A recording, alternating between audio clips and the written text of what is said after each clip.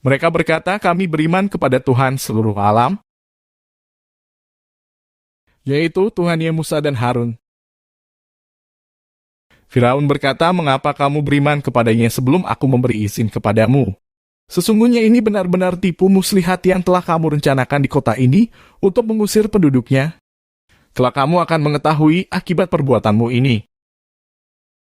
Pasti akan aku potong tangan dan kakimu dengan bersilang, tangan kanan dan kaki kiri, atau sebaliknya, kemudian aku akan menyalib kamu semua. Mereka para pesihir menjawab, sesungguhnya kami akan kembali kepada Tuhan kami. Dan engkau tidak melakukan balas dendam kepada kami, melainkan karena kami beriman kepada ayat-ayat Tuhan kami ketika ayat-ayat itu datang kepada kami. Mereka berdoa, ya Tuhan kami, limpahkanlah kesabaran kepada kami, dan matikanlah kami dalam keadaan muslim berserah diri kepadamu.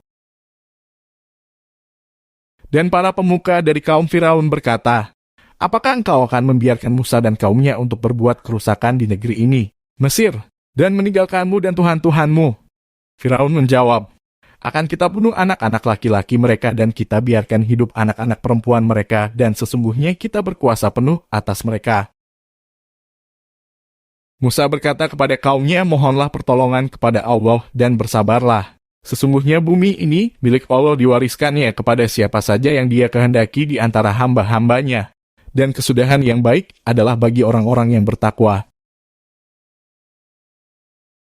Mereka kaum Musa berkata, kami telah ditindas oleh Firaun sebelum engkau datang kepada kami, dan setelah engkau datang.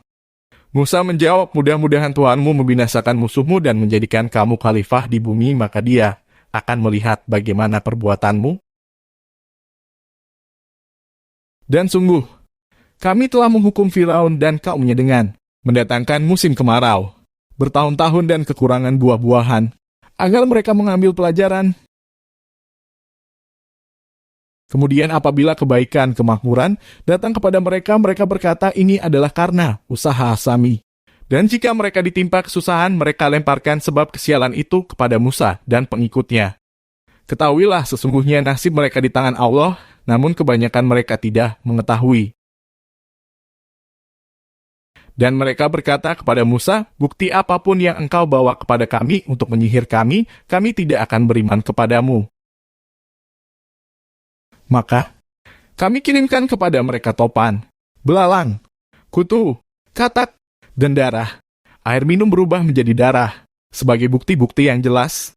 Tetapi mereka tetap menyombongkan diri, dan mereka adalah kaum yang berdosa. Dan ketika mereka ditimpa azab yang telah diterangkan itu, mereka pun berkata, wahai Musa, mohonkanlah untuk kami kepada Tuhanmu sesuai dengan janjinya kepadamu. Jika engkau dapat menghilangkan azab itu dari kami, niscaya kami akan beriman kepadamu dan pasti akan kami biarkan Bani Israel pergi bersamamu.